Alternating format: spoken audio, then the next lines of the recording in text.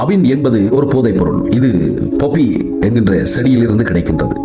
அதை விளைவிக்க சிறந்த இடமாக அவர்கள் தேர்ந்தெடுத்தது அப்போது பிரிட்டனின் காலனியாக இருந்த இந்தியாவைத்தான். கிழக்கிந்திய கம்பெனி இந்தியாவின் வங்காளம் மற்றும் பீகார் பகுதிகளில் இருந்து ஏழை விவசாயிகளை மிரட்டியது. நீங்கள் நெல் பயிரிடக்கூடாது, கோதுமையை விளைவிக்க கூடாது, அபின் மட்டுமே பயிரிட வேண்டும் என்று வலியுறுத்தியது. மறுத்த விவசாயிகள் அவர்களின் நிலங்கள் பறிமுதல் செய்யப்பட்டு துரத்தப்பட்டார்கள். அவர்களுக்கு கடுமையான தண்டனைகளும் கொடுக்கப்பட்டது. உணவு விளைவிக்க வேண்டிய நிலங்கள் விஷம் விளைவிக்க வேண்டிய நிலங்களாக மாற்றப்பட்டது. பிரிட்டன் இந்திய விவசாயிகளை அடிமைப்படுத்தி அபினை விளைவித்து அந்த அபினை சீனாவிற்கு கடத்தி சென்று விற்று அதற்கு பதிலாக சீனர்களிடமிருந்து வெள்ளி நாணயங்களை பெற்றது. அந்த வெள்ளியை கொண்டு சீனாவில் இருந்து தேயிலையை வாங்கி அதை இங்கிலாந்துக்கு அனுப்பியது. சுருக்கமாக சொன்னால், இந்தியர்களின் உழைப்பை சுரண்டினார்கள், சீனர்களின் அறிவை மழுங்கடித்தார்கள். இதனால் பிரிட்டன் தனது தேநீர் கோப்பையை நிரப்பிக் கொண்டது. பிரிட்டன் அபினை நேரடியாக சீனாவிடம் விற்கவில்லை. ஏனென்றால் சீனாவில் அபின் தடை செய்யப்பட்டிருந்தது. அவர்கள் கடத்தல்காரர்கள் மூலம் இதை சந்தைப்படுத்தினார்கள். இன்றைய தேசத்திலும் அதுதான் நிகழ்கிறது. ஆரம்பத்தில் மருந்தாக அறிமுகப்படுத்தப்பட்ட அபின் விரைவில் ஒரு பழக்கமாகி பின்னர் அது ஒரு வெறியாக மாறத் தொடங்கியது.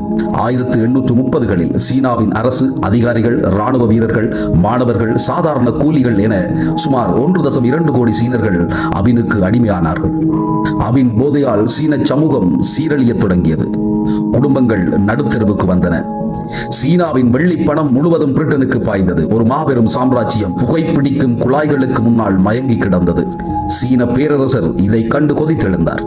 லின்ஜெக்ஸ் 1839இல் பிரிட்டிஷ் வியாபாரிகளிடம் இருந்த 20,000 பெட்டி அபினை கைப்பற்றி அதை கடலில் கரைத்து அளித்தார். விக்டோரியா மகாராணிக்கு எங்கள் மக்களை அளிக்கும் இந்த விஷத்தை ஏன் விற்கிறீர்கள் என்று ஒரு கடிதமும் எழுதினார்.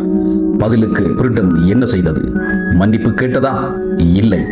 எங்கள் சொத்துக்களை, அதாவது இந்த அபினை அழித்து விட்டீர்கள், தடையற்ற வர்த்தகத்தை தடுத்து விட்டீர்கள் என்று கூறி பிரிட்டன் தனது நவீன கடற்படையை சீனாவுக்கு அனுப்பியது. சீனாவுக்கும் பிரிட்டனுக்கும் இடையே போர் தொடங்கியது. இதுவே முதல் அபினி போர். 1839 முதல் 1842 வரை.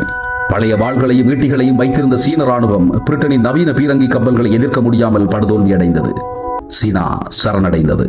அவமானகரமான நான்கிங் ஒப்பந்தத்தில் கையெழுத்திட்டது.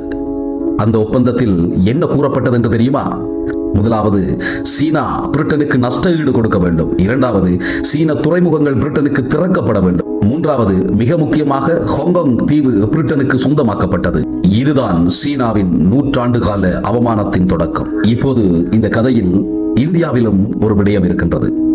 பிரிட்டன் அபினை விளைவித்தது சரி, அதை சீனாவுக்கு கொண்டு சென்று விற்றது யார்?